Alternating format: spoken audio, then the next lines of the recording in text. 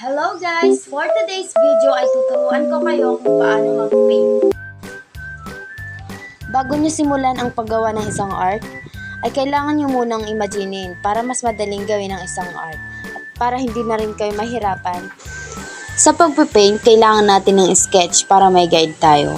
Although sa mga professional artists, hindi na nila ginagamit itong way. Sa akin kasi, na beginner pa lang ay kadalasan ito ang ginagamit ko at dito ako mas komportable.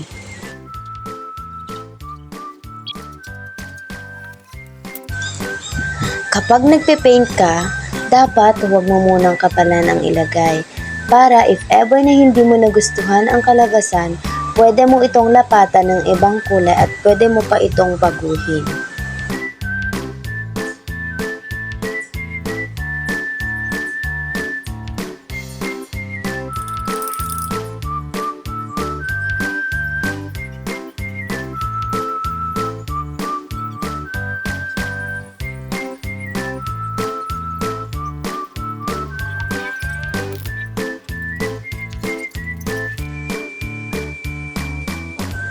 Dapat aralin mo rin kung paano ang mag-blend kasi isa itong napaka-importante sa mundo ng pagpe-paint.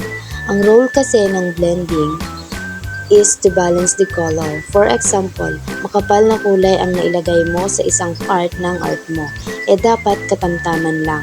So, dun napapasok si pagbe-blend.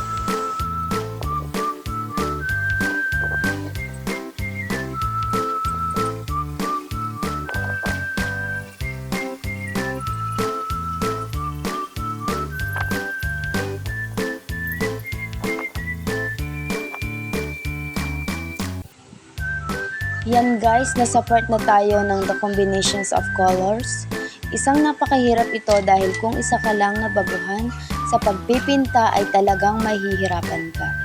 Kasi may mga kulay na wala sa pagpipilian mo. Kaya kailangan mong mag-mix ng iba't ibang kulay para magkaroon ka ng kulay na gusto mong ikulay sa ipipaint mo. Dapat maging magaling ka sa pagmimix para hindi masayang ang mga pintura mo at dapat may mga kaalaman ka patungkol rito. So yan guys, nasa final process na tayo. Inaayos ko na ang mga dapat na iayos para magandang tignan. Feel ko kasi marami pang kulang dyan pero hinayaan ko na lang, pagod na kasi ako. Sa ilang oras kong ginawa itong arts na to, ito na ang resulta. Sorry guys ha, uunahan ko na kayo. Yes, hindi po maganda ang kinalabasan kasi nga po nag-iensayo pa lang. Ang main point ko lang ay maituro talaga kung paano lumikha ng isang arts. Maraming salamat po sa oras na ignuhon nyo para sa vlog ko po na ito.